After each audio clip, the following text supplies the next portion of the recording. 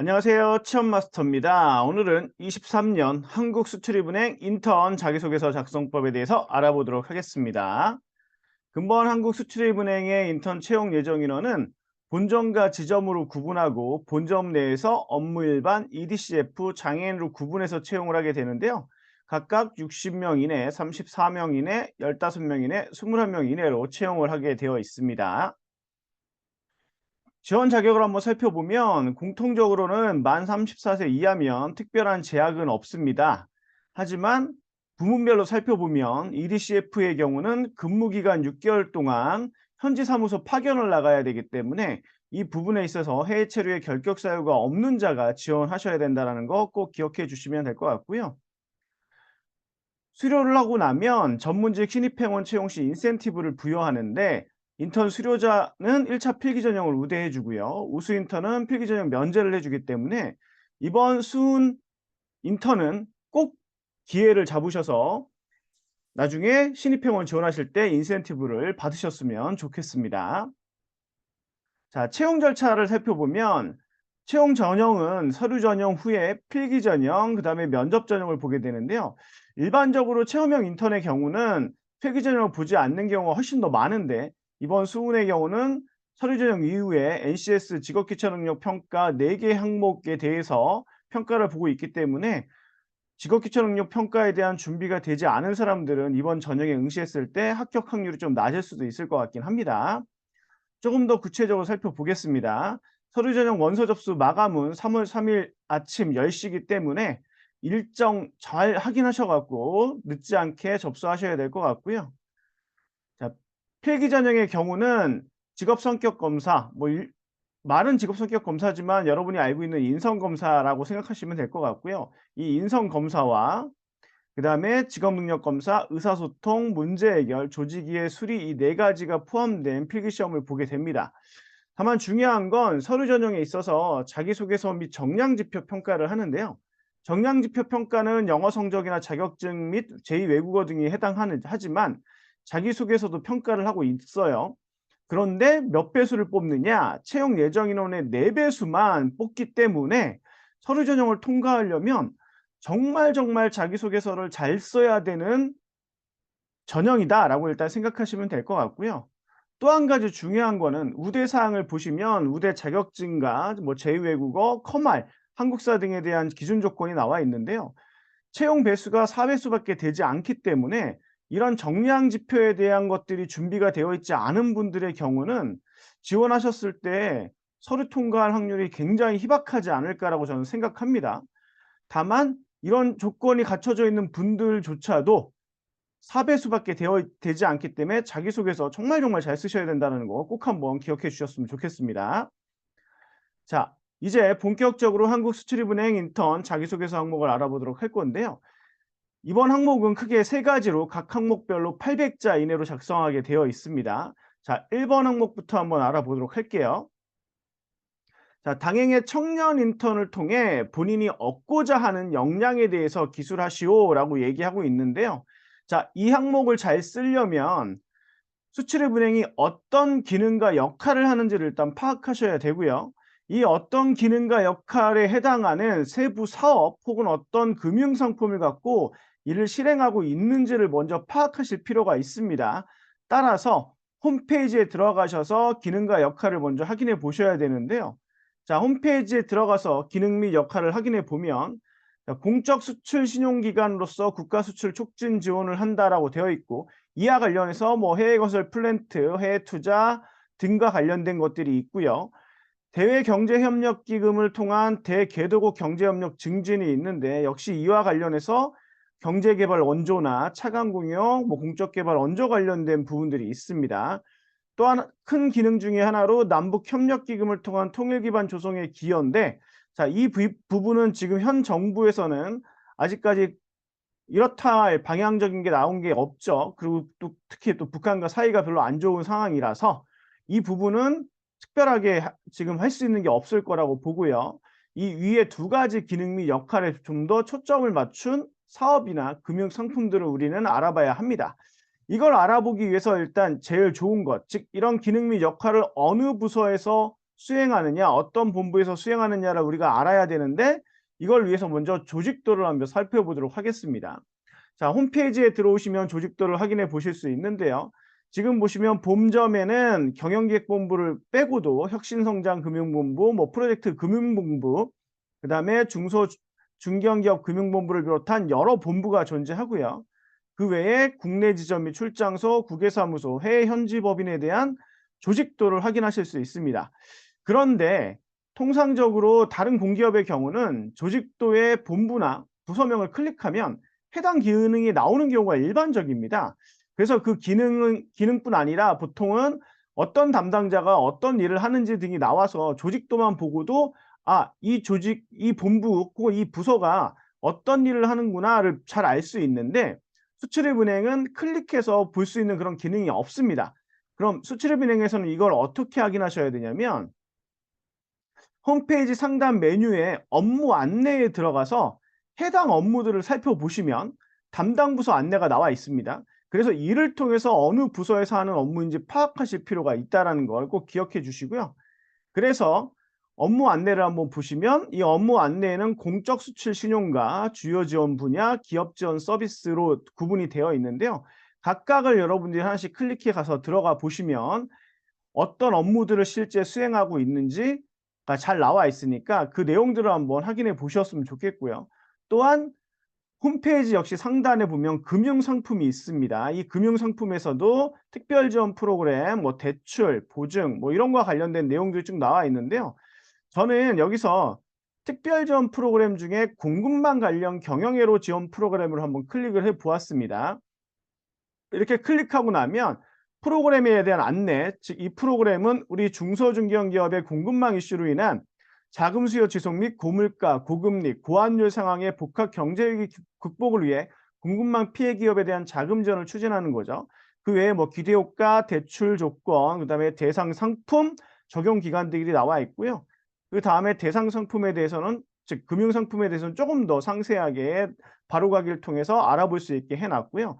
네, 지금 우측 하단에 보시면 영업점 안내라고 되어 있는데 이 영업점 안내를 클릭해 보시면 자, 금융지원 상담 연락처에서 기업 소재지 본점에서는 중소중견 금융 1부와 2부로 구분해 있습니다. 1부와 2부는 뭐 다른 차이는 없는 것 같아요. 담당 부서를 봤을 땐 지금 업종별로 부서를 이렇게 1부와 2부로 구분해 놨다라는 걸 일단 판단을 하실 수 있을 것 같고요. 그렇기 때문에 여러분이 만약에 이와 관련된 분야에 대해서 관심을 많이 갖고 있고 또 여러 지식과 뭐 기술을 쌓아 놓고 있었다면 특히 내가 뭐 예를 들어 뭐 자동차나 뭐 자동차 부품, 운송 장비 쪽과 관련돼서 관심이 많았고 그와 관련된 경험이 있다면 당연히 1번 항목을 쓰실 때 중소중견금융 2부에서 지금 관련된 이런 상품들을 갖고 얘기를 하실 수도 있겠죠. 자, 이거는 지점에서도 동일하게 일단 취급들을 많이 하고 있는데요. 지방을 보면 광주광역시, 뭐 대구광역시, 경상북도, 부산 다 여러 군데가 있습니다. 다만 저라면 이 지역으로 지원하실 분들에게 한 가지 팁을 더 드리자면 지역마다 특히 뭐 부산 같은 경우 여러 지점이 있는데 그 지점에 속해 있는 지역의 산업들이 어떤 산업들이 있는지 한번 살펴보시고 주로 어떤 기업들이 많은지 살펴보시고 그와 연결해서 한번 얘기를 풀어보는 것도 한 가지 방법일 것 같습니다. 물론 저는 지금 한 가지 금융 상품을 선택해 갖고 프로그램을 선택해서 지금 이 얘기를 해 드리고 있지만 여러분들이 지원하실 때는 전체적인 걸 다 살펴보시고 당연히 여러분이 잘 쓸 수 있는 걸로 선택하셔야 되겠죠? 자, 어쨌든 지금 제가 보여드린 것처럼 이런 내용들을 기본적으로 살펴보시고 당행의 청년 인턴을 통해 이 말이 뭘 뜻하는 거냐면 즉 해당 본부나 부서에 대한 업무를 언급해 주셔야 된다는 얘기가 되는 거죠. 그리고 나서 본인이 얻고자 하는 역량, 즉 당행의 청년 인턴, 즉 내가 어떤 본부나 부서에서 얻고 싶은 역량, 즉 어떤 지식, 기술, 태도를 얻고 싶은지를 기술하면 되는 형태죠. 이 항목은. 그런데 중요한 건 회사 입장에서는 여러분이 인턴 기간 동안 모든 지식, 기술, 태도를 익히겠다고 하면 어떨까요? 아무것도 준비가 되어 있지 않은 사람이기 때문에 굉장히 답답하고 뽑아야 될 이유가 없어지는 거죠. 그래서 여러분들은 그런 것들 중에 내가 어떤 건 갖췄는데 어떤 부분이 조금 부족하기 때문에 이런 것들을 이번 인턴 기간 동안 채워서 해당 역량을 높여 향후 내가 정기적으로 지원했을 때는 업무 성과를 바로 만들어낼 수 있는 수준으로 높이겠다라는 형태로 이걸 전개해 주신다면 1번 항목이 원하는 바대로 자기소개서를 아주 잘 쓰신 거라고 말씀드릴 수 있을 것 같습니다. 자, 이렇게 1번 항목에 대해서 설명해 드렸고요. 다음 2번 항목으로 넘어가 보도록 하겠습니다. 자, 2번 항목은 지원자가 오랜 기간 동안 정기적으로 지속해온 활동 혹은 취미에 대해 기술하고 이러한 활동 혹은 취미가 지원자에게 어떤 영향을 주고 있는지 기술하시오라고 얘기했거든요.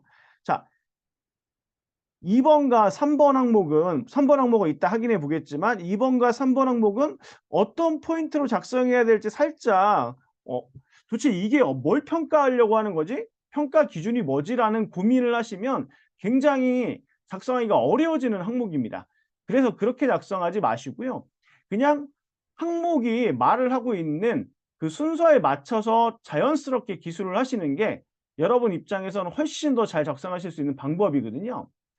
그래서 여기에서 중요한 건 오랜 기간 동안 정기적으로 지속해온 활동 혹은 취미에 대해 기술을 하라고 한 게 일단 한 항목이 되는데 이게 원하는 건 결국은 따지고 보면 뒤에 활동 혹은 취미가 지원자에게 어떤 영향을 주고 있는가라잖아요. 이 영향을 주고 있는 게 더 중요한데 이걸 말하려면 결국은 인재상의 키워드와 이걸 연결할 수밖에 없다라는 걸 생각하셔야 됩니다. 그리고 나면 당연히 그 키워드를 여러분이 지속적으로 실천하고 있다라는 것을 어필해 주면 되겠죠. 자, 다시 한번 정리하겠습니다. 지원자가 오랜 기간 동안 정기적으로 지속해온 활동 혹은 취미가 무언지가 중요한 게 아니라 여기서 사실 중요한 핵심 포인트는 그게 어떤 영향을 주고 있는지인데 어떤 영향을 주고 있다란 말은 지금도 지속되고 있다란 말하고 동일한 말인 거거든요. 그래서 여러분은 인재상의 키워드와 연결해서 이를 지속적으로 실천하고 있다는 걸 어필해 주시면 된다라고 이해하시면 될 것 같고요. 그래서 홈페이지에서 인재상을 살펴보면 지금 이렇게 5가지의 인재상이 있는데요. 최고의 전문가, 그다음에 리더십과 팀워크, 그다음에 미래와 세계의 도전, 국민과 고객으로부터 신뢰받는, 고객가치 창출에 기여하는 이렇게 5가지가 있습니다. 이 중에 국민과 고객으로부터 신뢰받는 순위는 사실 여러분들이 선택해서 쓰기 되게 어려우실 거고요. 나머지 항목들 중에 좀 쓸 수 있는 게 있는지 한번 확인해 보시고 선택하시면 될 것 같습니다. 이렇게 하신다면 역시 2번 항목도 그렇게 어렵지 않게 작성하실 수 있으실 것 같고요. 다음 3번 항목 살펴보도록 하겠습니다. 3번 항목은 지원자에게 가장 큰 영향을 끼친 실패 혹은 성공 경험에 대해 기술하고 그 경험 이후 지원자가 어떻게 달라졌는지 기술하라고 했죠.